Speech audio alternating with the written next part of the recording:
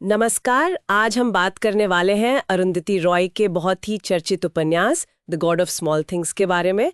हमारे पास कुछ detailed notes हैं इस पर और कोशिश रहेगी कि इस बुकर प्राइज विनिंग नॉवेल के जो ज़रूरी पहलू हैं, किरदार हैं, जो कहानी के धागे हैं, उनको थोड़ा समझा जाए। ये कहानी केरला में सेट है और बड़ी पावरफुल कहानी है। इसमें परिवार है, ऐसा प्यार है जिसे समाज इजाज़त नहीं देता, जाति का मुद्दा है, बचपन के कुछ गहरे सदमे हैं। तो चलिए इसे खोलकर देखते हैं। उपन्यास आया था 1997 में, लिटरेरी फिक्शन है और उसी साल इसे बुकर प्राइज भी मिला था। एक चीज़ जो पढ़ते ही बहुत स्ट्राइकिंग लगती है वो है इसका नैरेटिव स्टाइल। कहानी सीधी नहीं चलती है ना।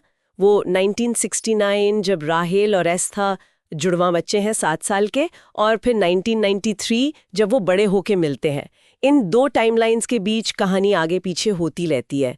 ये क्यों जरूरी था? हाँ, ये बहुत इंटरेस्टिंग पॉइंट है। ये जो नॉन लीनियर तरीका है ना कहानी कहने का, कहानी का ऐसे कूदना, ये सिर्फ एक स्टाइल नहीं है। इससे होता क्या है कि पढ़ने वाला धीरे धीरे परत दर परत उस परिवार के जो गहरे राज हैं, जो सदमे हैं, उन तक पहुंचता है। ये दिखाता है कि जो पास्ट है वो कभी खत्म नहीं होता, वो आज भी जिंदा है, हमारे आज को बना रहा है। सही। जैसे जैसे आप वो टुकड़े जोड़ते हैं ना, कहानी का जो इमोशनल वेट है वो बढ़ता जाता है। हाँ, और कहानी के सेंटर में है ये जुड़वा भाई बहन राहेल और एस्था।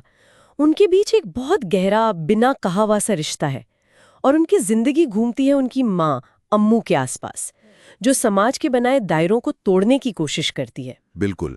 अम्मू का जो विद्रोह है, खासकर वेलुथा के साथ उनका रिश्ता, वो कहानी का जैसे दिल है। वेलुथा एक दलित समुदाय से आते हैं। उस जमाने में ये सोचना भी कि कोई ऊंची जाति की महिला एक दलित पुरुष से प्यार करे, ये सामाजिक नियमों पर एक बहुत बड़ी चोट थी। हाँ। तो उनका प्यार सिर्फ पर्सनल नहीं रहता, वो उस समाज के दोगलेपन, उसकी जो क्रूरता है, कास्ट सिस्टम की जड़ों पर सीधा सवाल बन जाता है। और फिर बाकी किरदार भी हैं, जैसे बेबी को चम्मा, बड़ी चाची, जो परिवार की इज्जत, सोशल स्टेटस, उसके लिए कुछ भी कर सकती हैं। और इंग्लैंड से आई कज़न सोफी मोल, जिसकी मौत वो एक ट्रेजेडी है जो सब बदल देती है। हाँ, सोफी मोल की जो डूबने से मौत होती है वो बेशक एक हादसा है, लेकिन उसके बाद जो होता है ना, वो चीज़ों को और बिगाड़ देता है। बेबी को चम्मा इस मौके का इस्तेमाल करती हैं वेलुथा को फंसाने के लिए। उस पर झूठे इल्ज़ाम लगा देती हैं।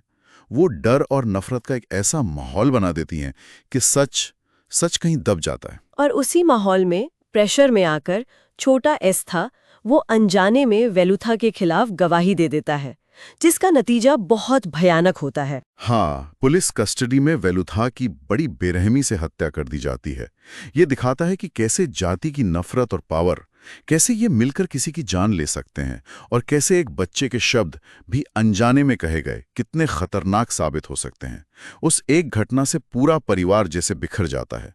अम्मू पूरी तरह टूट जाती है, एस्था को चुप कराकर दूर भेज दिया जाता है, और राहेल और एस्था वो 23 साल के लिए अलग हो जाते हैं। 23 साल? हाँ, तो ये दिखाता है कि कैसे समाज के जो नियम हैं, जिन्हें हम बड़ी चीजें कह सकते हैं, वो कैसे मासूमियत, प्यार, इन छोटी चीजों को कुचल देते हैं। तो ये उपन्यास सिर्फ एक परिवार की कहानी नहीं है, ये कई बड़े मुद्दों को एक साथ लाता है। जाति व्यवस्था का जहर है, वो प्यार जिसे समाज गलत मानता है, बचपन का खो जाना, अनकहे नियम जो तय करते हैं कि कौन किससे प्यार कर सकता है, कैसे कर सकता है।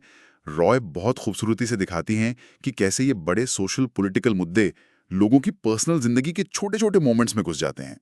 वेलुथा, जिसे छोटी चीजों का देवता कहा गया है, वो एक तरह से जिंदगी की सिंपल खुशियों, सच्चाइयों का प्रतीक है, जो उन बड़ी चीजों जैसे नियम, स्टेटस, नफरत के बिल्कुल उलट है, और आखिर में उन्हीं बड़ी चीजों का शिकार बनता है। सच में ये एक ऐसी नॉवेल है जो अपनी भाषा, अपने इमोशनल असर और जो हिम्मत से सोशल कमेंट्री करती है और किरदारों के लिए याद रखी जाती है। हाँ बिल्कुल, ये सिर्फ एक परिवार की ट्रेजेडी नहीं है, ये पावर के अलग अलग चेहरों को दिखाता है। जाति है, पैट्रियार्की है, पॉलिटिक्स है। ये बताता है कि कैसे हमारे छोटे छोटे फैसले और समाज के जो नियम कायदे हैं, वो मिलकर लोगों की जिंदगी बनाते भी हैं और बिगाड़ते भी हैं। कैसे नियम अक्सर प्यार और इंसानियत से ज्यादा जरूरी मान लिए जाते हैं, और ये हमें सोचने पर भी मजबूर करता है ना। उपन्यास में जो सोशल रूल्स हैं, जो पर्सनल चॉइस हैं, वो किरदारों की जिंदगी पर गहरा असर डालते हैं। अगर हम आज देखें तो हमारे अपने जीवन में ऐसी कौन सी छोटी छोटी चीजें हैं या नियम हैं जो शायद हम नोटिस भी नहीं करते। हो सकता है सामाजिक उम्मीदें हों, या हमारे अपने अंदर बैठे प्रेजुडिस हों, या आजकल जैसे डिजिटल दुनिया की आदतें जो अनजाने में हमारी बड़ी चीजों को, मतलब हमारे रिश्तों को, हमारे फैसलों को, हमारी जिंदगी की पूरी दिशा को